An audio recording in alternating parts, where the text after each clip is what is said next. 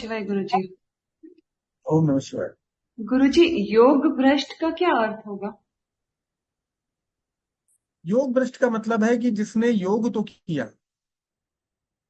पर पूर्ण योग को प्राप्त नहीं कर सका, भ्रष्ट हो गया मध्य में। अब एग्जाम्पल के तौर पे मैं कह सकता हूँ कोई ऋषि थे, बहुत साधना करते थे, बहुत निग्रह किया, पर कोई अप्सरा आ गई और उस अप्सरा ने क्या किया, उस ऋषि को डेविएट कर दिया अपने मार्ग से, तो वो योग भ्रष्ट हो गए, इस समय नहीं प्राप्त कर पाए। भरत का, राजा भरत जी का पहला जन्म देखेंगे भवाटवी में, तो उनको भ्रष्ट जो है योग भ्रष्ट किसने किया? उस छोटे से हिरन के बच्चे ने किया। यहाँ पे काम नहीं था, मोह आ गया, ममता आ गई उस हिरन के, शावक हिरन मृग के बच्चे में। तो उन्होंने उसको योग भ्रष्ट कर दिया, उस जन्म में वो कृपा नहीं प्राप्त कर पाए, उनको फिर आगे जल भरत के रूप में आना पड़ा। तो योग भ्रष्ट का मतलब है कि योग तो कर रहा है तभी तो भ्रष्ट होगा योग से। जैसे योग ही नहीं किया वो योग भ्रष्ट क्या होगा? तो योग भ्रष्ट शब्द जो है वो गीता में बहुत यूज हुआ है। मेरे ख्याल से कौन से अध्याय में हुआ, जब कृष्ण अर्जुन को कहते हैं, जब अर्जुन कृष्ण को पूछते हैं कि जब मैंने खूब सारी साधना की पर इतनी नहीं की कि कृपा मिल जाए, योग मिल जाए, अधूरी रह गई, तो क्या मेरी किए हुए सारे के सारे साधन व्यर्थ चले गए, सब खत्म? जैसे देह में धन खत्म हो जाता है, प्रॉपर्टी खत्म हो जाती है मरने के बाद, तो ये भी खत्म? तो कृष्ण कहते हैं नहीं, खत्म नहीं हुआ, ठीक है तुम्हें मुक्ति नहीं मिली, पर जितना तुमने किया उतना मैं किसी न किसी रूप में तुम्हारे अगले जन्म में तुमको दे दूंगा। तुम श्रीमान पुरुषों के यहाँ जन्म ले लोगे, तुम्हें एनवायरमेंट ऐसा मिल जाएगा, तुम्हें वेद पाठी ब्राह्मण के घर में जन्म मिल जाएगा, तुमको प्रारब्धवश कोई ऐसा व्यक्ति मिल जाएगा जो तुमको ज्ञान, सदज्ञान की ओर ले जाएगा। तो इस प्रकार से मैं तुमको ये दे दूंगा, परंतु अभी भी तुमने योग प्राप्त नहीं किया है, तो अभी भी डिग्री ऑफ फ्रीडम तुम्हारे पास होगी जो मैं निर्धारित नहीं करूंगा। तुम चयन करते हो तो आगे बढ़ोगे, अगर तुम चयन नहीं करते हो तो धीरे धीरे उस संपदा को भी खत्म कर दोगे और योग खत्म हो जाएगा जितना भी तुमने प्राप्त किया है। जैसे तुम देखोगे बहुत सारे राक्षस हुए, पर उन्होंने अपना सारा जो है, जितनी भी सिद्धियां थी, जितनी भी शक्तियां थी, वो विकारों में उड़ा दी।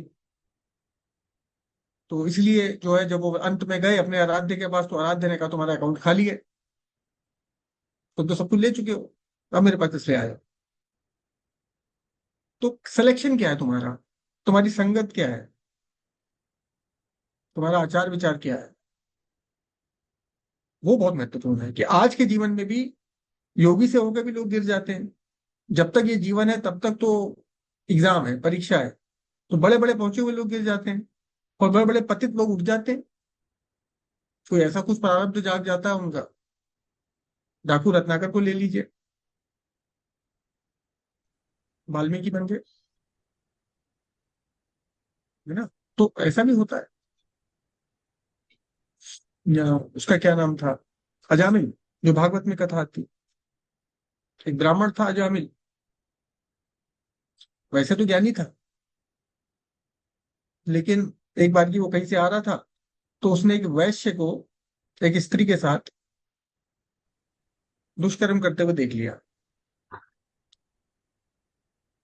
और उसको देख के वो उद्दीप्त हो गया, और फिर वो क्या करने लगा कि उस स्त्री के बाद वो खुद जाने लगा और धीरे धीरे धीरे साधना से भ्रष्ट हो गया। उस स्त्री से विवाह कर लिया, घर में ले आया, घर में ले आया, और फिर उसको क्या कहते हैं कि पुत्र हुआ।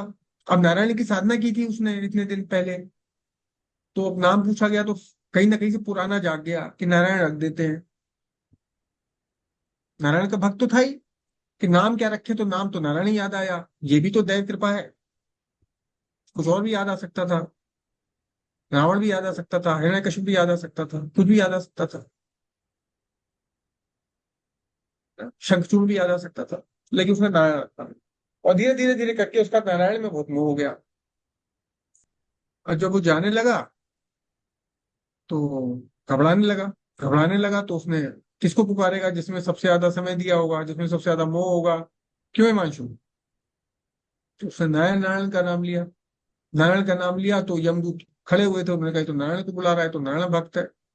अंत समय में तो भाग गए वहां से, और नारायण के दूत आ गए उसको लेने के लिए। तो कौन सा प्रारब्ध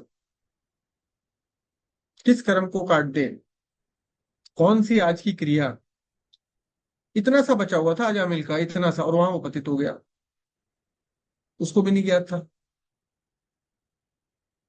वो फिर जब वो फलीभूत हुआ तो वो उसमें पूरा का पूरा पुराना आ गया उसको करने के लिए। तो ये सब ऐसी चीजें हैं कि इसलिए कहा गया है कि परमात्मा कहते हैं कि तुम कर्म करो। साधना की जो उड़ान होती है ना, मैंने कई बार समझाया भी है, दो ही चीजों में पता चलती है। जब आप लिफ्ट लेते हो, जब आप लैंड करते हो, बीच में आपको पता नहीं चलता क्या चल रहा है। आपको लगता है विमान खड़ा हुआ है, आसमान साफ है, विमान खड़ा हुआ है, आपको लग ही नहीं रहा आप आगे बढ़ रहे हो। जब लैंड करोगे तो पता चलेगा।